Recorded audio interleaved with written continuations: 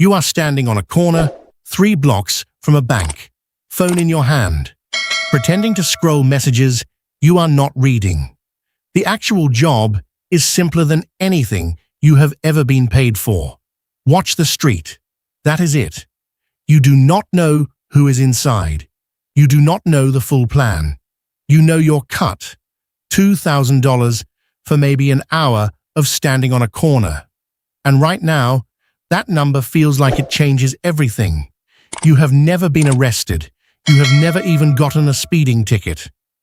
Criminal consequences are things that happen to other people in different neighborhoods. Not you, not here.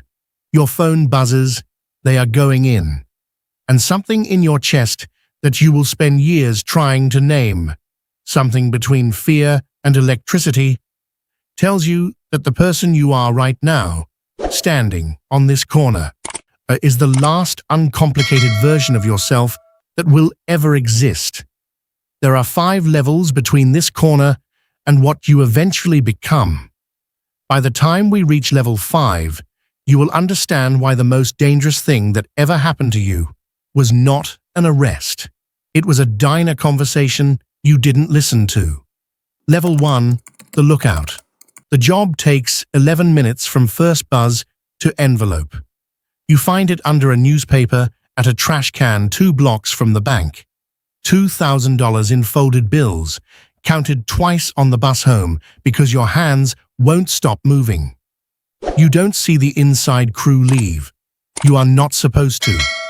You walk in the opposite direction exactly as instructed, and you are back at your apartment by noon with more money than you have made in any single day of your working life. Nobody got hurt. Nothing went wrong.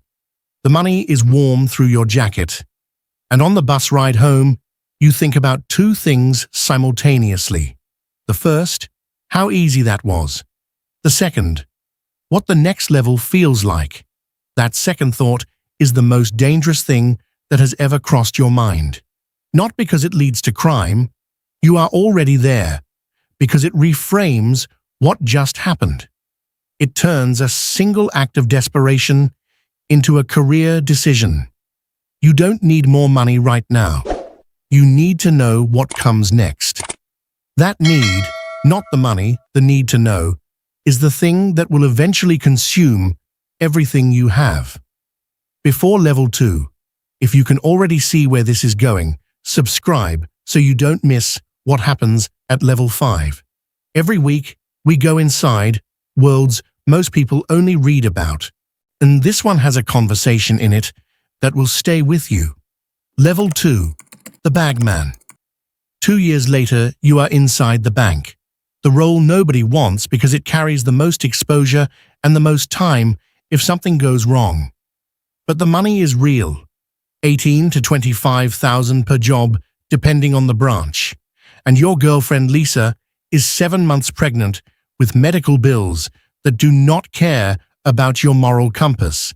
She thinks you work warehouse shifts. You let her think that because the truth would break something between you that you cannot afford to lose right now. You hand the first teller a note. Simple instructions. All the cash, no die packs, no alarms. Your voice doesn't shake. Your hands don't tremble. Only you project control, even though your heart is hammering against your sternum like it is trying to escape before you do. 90 seconds inside. 18,000 across 3 tellers. You exit through the same door you entered. The driver is exactly where he should be. The money goes to the medical bills, the crib Lisa wanted, the electricity. You tell yourself, this is temporary. 1 more job, maybe 2, just until the baby comes and you find real work. You do 3 more over the next year, because the math never stops making sense when you are the one doing the adding. Then one Tuesday morning, 3 weeks after your last job, they come through the door while Lisa is making breakfast. A teller identified you from a photo array. Your face was visible for 7 seconds on security footage. 7 seconds. 8 years. Lisa visits for the first year. then less, then not at all. The last time she comes, she tells you she met someone. He works at a hospital. Regular hours, regular paycheck. She says your daughter deserves stability. You want to argue, but you can't, because she is right. Level 3, the planner. You are out after 6 with good behavior. The world moved on without you. Lisa married the hospital guy. Your daughter is 6 years old and calls him by his first name. She calls you nothing because she does not remember you. Nobody hires convicted bank robbers for legitimate work. You send out 43 applications in your first month. 2 callbacks, 0 offers. You meet Marcus at the halfway house kitchen where you both wash dishes. Former armored truck driver. 4 years for a job that went wrong in Philadelphia. Quiet, disciplined, and watches everything. Doesn't talk about what he did unless you ask, and even then, measures his words like a man who has been burned by saying too much. You start planning. Marcus listens. He doesn't commit right away. He asks questions that prove he is smarter than you expected. What is the police response time? How do you handle die packs? What happens if the vault is on a time lock? Where is the second exit? Where is the third? He thinks in contingencies. You think in opportunities. Together, that is a complete brain. The job in Connecticut takes 3 months of preparation. You know which teller always takes lunch at noon. You know the manager's parking spot. You know the security guard is 62, 3 months from retirement, and takes a bathroom break at 10:15 like clockwork. The take is $94,000. Us clean execution.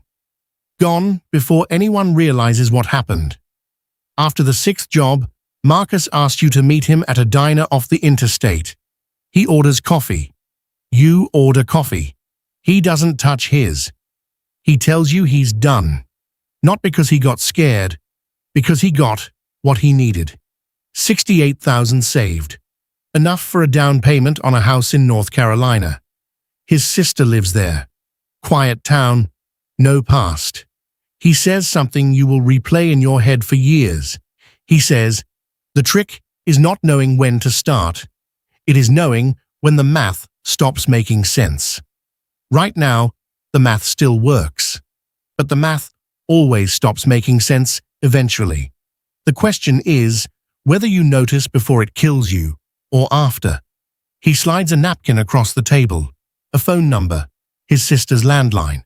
He says, if you ever need a place where nobody knows your name, call that number.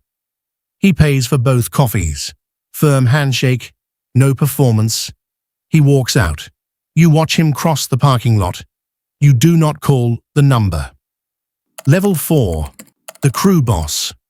You are running your own operation now. Multiple teams, 6 people you trust. A percentage from every job, even when you are not physically present. A management fee for planning, for connections, for assuming the risk of coordination. You have graduated from banks to armored trucks. A single truck can carry 3 million. Your team hits one outside a casino in Atlantic City. 800,000 after the split. You clear 260. The FBI task force hunting you has a name for your crew. You read about yourself in newspapers. You feel pride reading those articles. And that is the first symptom of the disease that kills everyone in this profession. Marcus would have told you that was insane. Marcus would have put down the newspaper and said, stop reading about yourself and start reading about the people looking for you. But Marcus is in North Carolina, building a porch, and you are in a motel room in Delaware, studying your own legend. One night, you almost call the number on the napkin. It is 2 in the morning. The next job is planned down to the second. You pick up the phone and scroll to the number. You don't know what you would say. Maybe you would just listen to his voice and remember what it sounds like when someone who cares about you tells you to stop. You put the phone down. You go back to the blueprints. Your inside man gets arrested on an unrelated charge. Drug possession. Small amount. Bad luck. But he is facing his third strike. Life without parole under mandatory sentencing. He sits in a county jail for 9 days, weighing two futures, his life versus yours. The choice is obvious. He tells them everything. The FBI watches you for 2 months, building a case so airtight no lawyer can break it. They arrest everyone simultaneously. Coordinated raids across 4 cities. The arrest itself takes 11 seconds. The investigation that led to it took 14 months. The jury deliberates for 3 hours. Guilty on all counts. 25 years, federal time. You will serve at least 85%. You are 35 years old. Level 5. The life of prison is different the second time. You are not the young guy figuring out the rules. You are the guy who already knows them. Your body breaks down year by year. Bad knees from standing on concrete. Chronic back pain from a mattress designed for punishment, not sleep. Year 2, your daughter turns 14. Lisa sends a photograph. You do not recognize the girl in it. She has your eyes and the hospital guy's last name. Year 4, you write Marcus, the first time you have contacted anyone from outside in years. You write 3 pages about nothing. The food, the weather, a book you read about a fisherman. You do not apologize because the apology would be too big to fit in a letter. You just write. Marcus writes back 2 weeks later. 1 page. He bought the house. He has a dog named Chief. His sister's kids come over on weekends. He works at a hardware store. He ends the letter the way he ended the conversation at the diner. He says, "The math always catches up." He doesn't say "I told you so." He doesn't have to. Year 14. Marcus drives 11 hours from North Carolina to visit. He is older, thicker, hair gray at the temples. He sits across from you in the visiting room and talks about his garden. Tomatoes, a fence he built. The dog got old, and he got a second one, named it Deputy, because Chief needed a partner. He doesn't talk about what you did or where you are. He talks about the world outside, like he is leaving a door open for you to walk through someday. Before he leaves, he puts his hand flat on the glass. You put yours against it on your side. He nods once. He drives 11 hours home. You are released at 58. The world outside is unrecognizable. Everyone stares at phones that do things phones shouldn't do. But the money you stole is worthless now, spent on lawyers and commissary over 2 decades. Every dollar ended up in an evidence locker or a government account. Your daughter visits once. She is 35, a lawyer. She sits across from you at a coffee shop and asks questions like a deposition. Where were you when she started kindergarten? Where were you when her mother remarried? Where were you when she graduated? You answer everything because you owe her that. She doesn't cry. She doesn't yell. She just listens and nods and says she needed to hear it from you. She leaves after 40 minutes. She doesn't say she will come back. She doesn't say she won't. Final recontextualization. 3 months after release, you get on a bus 11 hours south. Marcus picks you up at the station. He is older now, moves slower. Yeah, his dog Deputy sleeps on the porch all day. Marcus shows you the second chair. It has been there for years, weathered from rain and sun, waiting. You sit. He sits. He doesn't ask what you are going to do next, because the answer is obvious. You are going to sit here. You are going to learn what quiet feels like when it is not enforced by concrete and steel. You are going to watch a man who made the same choices you made and chose differently at the exact moment it mattered. You still notice things civilians don't see. walking past banks, camera angles, traffic patterns, guard rotations, vulnerabilities that haven't changed in 20 years. The knowledge never leaves. It sits in your brain like a language you learned as a child, fluent, permanent, useless. Marcus hands you a cup of coffee without looking up.